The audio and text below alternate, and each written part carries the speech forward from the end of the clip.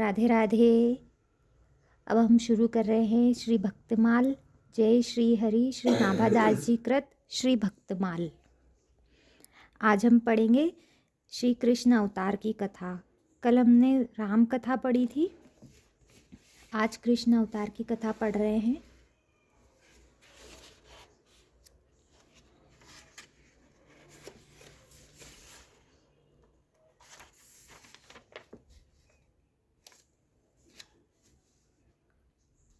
श्री कृष्ण अवतार की कथा। परित्राणाय साधूनां विनाशाय च दुष्कृतां धर्म संस्थापनार्थाय संभवामि युगे युगे। साधु पुरुषों के परित्राण, दुष्टों के विनाश और धर्म स्थापना के लिए मैं युग युग में प्रकट होता हूँ। अपने इस वचन को पूर्ण चरितार्थ करते हुए अखिल रसामृत सिंधु षडेश्वर्यवान सर्वलोक महेश्वर स्वयं भगवान श्री कृष्ण भाद्रपद की कृष्ण अष्टमी की अर्धरात्रि को कंस के कारागार में परम अद्भुत चतुर्भुज नारायण रूप प्रकट हुए। वात्सल्य भाव भावित हृदया माता देवकी की प्रार्थना पर भक्त वत्सल भगवान ने प्राकृत शिशु का सा रूप धारण कर लिया। श्री वसुदेव जी भगवान के आज्ञा अनुसार शिशु रूप भगवान को नंदालय में श्री यशोदा के पास सुलाकर बदले में यशोदात्मजा जगदम्बा महामाया को ले आए। गोकुल में नंद बाबा के घर ही जात कर्मादि महोत्सव मनाए गए। भगवान श्री कृष्ण की जन्म से ही सभी लीलाएं अद्भुत और अलौकिक है। पालने में झूल रहे थे, उसी समय लोक बालघनी रुधिराशना पिशाचिनी पूतना के प्राणों को दूध के साथ पी गए। शकट भंग किया, तृणावर्त बकासुर एवं वतासुर पीस डाला। सपरिवार धेनुकासुर और प्रलंबकासुर को मार डाला। दावानलय से घिरे गोपों की रक्षा की। कालिया नाग का दमन किया। श्री नंद बाबा को अजगर से छुड़ाया। इसके बाद गोपियों ने भगवान को पति रूप से प्राप्त करने के लिए व्रत किया और भगवान श्री कृष्ण ने प्रसन्न होकर उन्हें वर दिया। भगवान ने यज्ञ पत्नियों पर कृपा की। गोवर्धन धारण की लीला करने पर इंद्र और कामधेनु ने आकर भगवान का यज्ञाभिषेक किया।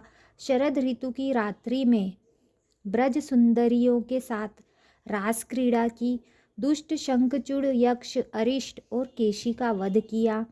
तदंतर अक्रूर जी मथुरा से वृंदावन आए और उनके साथ भगवान श्री कृष्ण तथा बलराम जी ने मथुरा के लिए प्रस्थान किया। श्री बलराम और श्याम ने मथुरा में जाकर वहाँ की सजावट देखी और कुवलियापीड़ हाथों मुष्टिक चाणूर एवं कंस आदि का संहार किया। माँ देवकी एवं पिता वसुदेव को कारागार से मुक्त कराया तथा राजा उग्रसेन को भी कारागार से मुक्त कराकर राज सिंहासन पर बैठाया।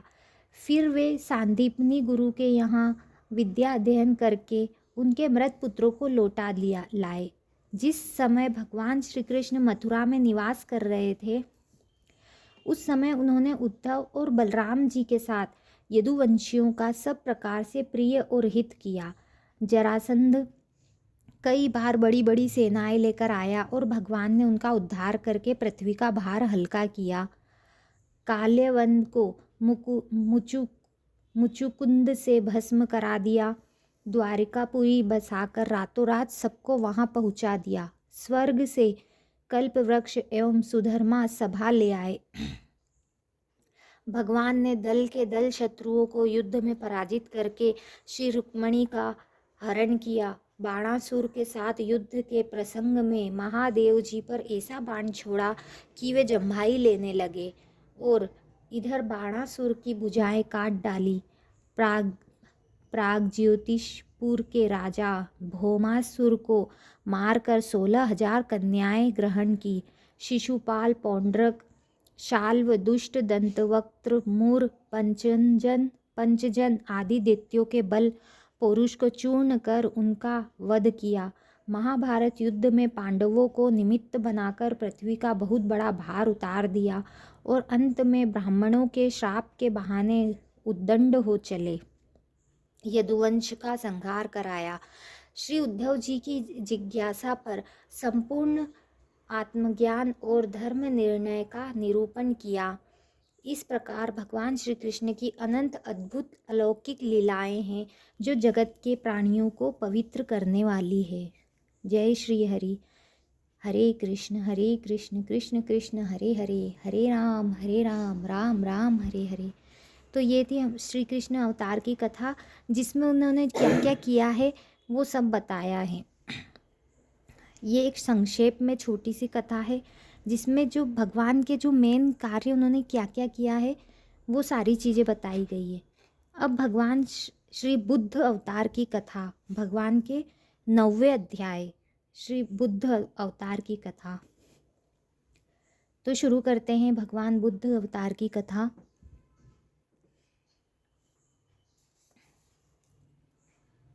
बौद्ध धर्म के प्रवर्तक महाराज शुद्धोदन के यशस्वी पुत्र गौतम बुद्ध के रूप में ही श्री भगवान अवतरित हुए थे, ऐसी प्रसिद्ध विश्रुत है। परंतु पुराण वर्णित भगवान बुद्ध देव का प्राकट्य गया के समीप कीकट देश में हुआ था। उनके पुण्यात्मा पिता का नाम अजन बताया गया है। यह प्रसंग पुराण वर्णित बुद्धावतार का ही है। दैत्यों की शक्ति बढ़ गई थी, उनके सम्मुख देवता टिक नहीं सके। दैत्यों के भय से प्राण लेकर भागे दैत्यों ने देवधाम स्वर्ग पर अधिकार कर लिया। वे स्वच्छंद होकर देवताओं के वैभव का उपभोग करने लगे, किंतु उन्हें प्रायः चिंता बनी रहती थी कि पता नहीं कब देवगण समर्थ होकर पुनः स्वर्ग छीन ले। सुस्थिर साम्राज्य की कामना से दैत्यों ने सुराधीप इंद्र का पता लगाया और उनसे पूछा, हमारा अखंड साम्राज्य स्थिर रहे इसका उपाय बताइए। देवाधिप इंद्र ने शुद्ध भाव से उत्तर दिया, सुस्थिर शासन के लिए यज्ञ एवं वेद विहित आचरण आवश्यक है।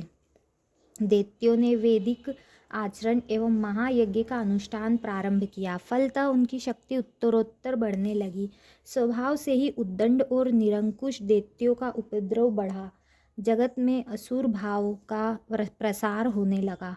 असहाय और निरुपाय दुखी देवगण जगतपति श्री विष्णु के पास गए, उनसे करुण प्रार्थना की। श्री भगवान ने उन्हें आश्वासन दिया। श्री भगवान ने बुद्ध का रूप धारण किया। उनके हाथ में मार्जनी थी और वे मार्ग को बुहारते हुए उस पर चरण रखते थे।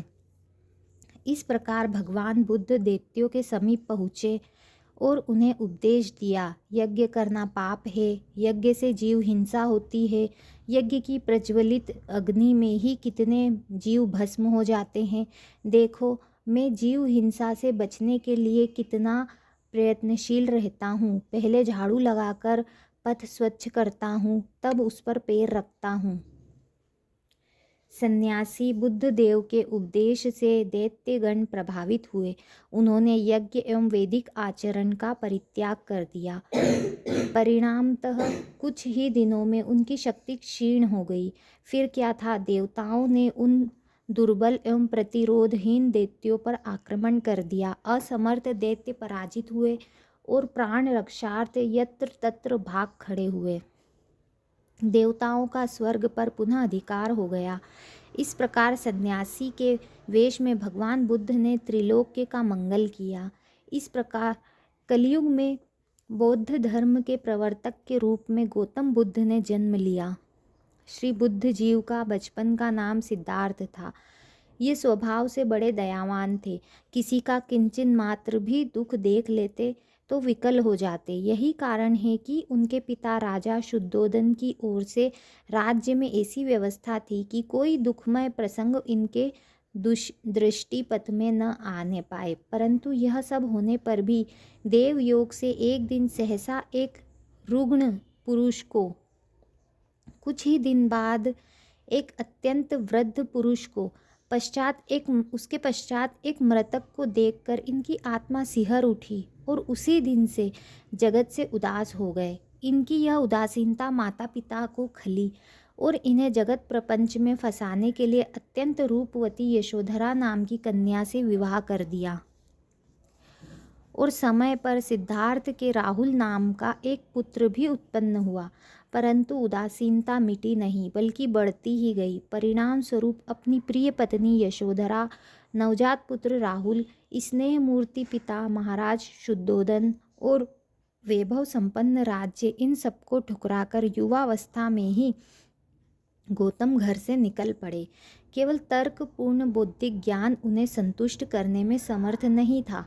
उन्हें तो रोग पर, बुढ़ापे पर और मृत्यु पर विजय पानी थी। उन्हें शाश्वत जीवन, अमृत व अभीष्ट था। प्रख्यात विद्वानों, उद्धट शास्त्रों के समीप वे गए, किंतु वहाँ उनको संतोष नहीं हुआ। आश्रमों से, विद्वानों से निराश होकर वे गया के समीप वन में आए और तपस्या करने लगे। जाड़ा, गर्मी और वर्षा में भी बुद्ध जी वृक्ष के नीचे अपनी वेदिका पर स्थिर बैठे रहे। उन्होंने सब प्रकार का आहार बंद कर दिया था। दीर्घकालीन तपस्या के कारण उनके शरीर का मांस और रक्त सूख गया। केवल हड्डियां, नसें और चर्म ही शेष रहा। गौतम का धैर्य अविचल था। कष्ट क्या है इसे वे अनुभव ही नहीं करते थे, किंतु उन्हें अपना अभीष्ट प्राप्त नहीं हो रहा था। सिद्धियां मंडराती, परंतु एक सच्चे साधक, सच्चे मुमुक्षु के लिए सिद्धियां बाधक है। अतः गौतम बुद्ध ने उन पर दृष्टिपात ही नहीं किया। एक दिन जहाँ गौतम बुद्ध तपस्या कर रहे थे, उस स्थान के समीप के मार्ग से कुछ स्त्रियां गाती बजाती निकली। वे जब गौतम की तपोभूमि के पास पहुंची, तब एक गीत गा रही थी जिसका आशय था, सितार के तारों को ढीला मत छोड़ो, नहीं तो वे बेसुरे हो जाएंगे, परंतु उन्हें इतना खींचो भी मत कि वे टूट जाए।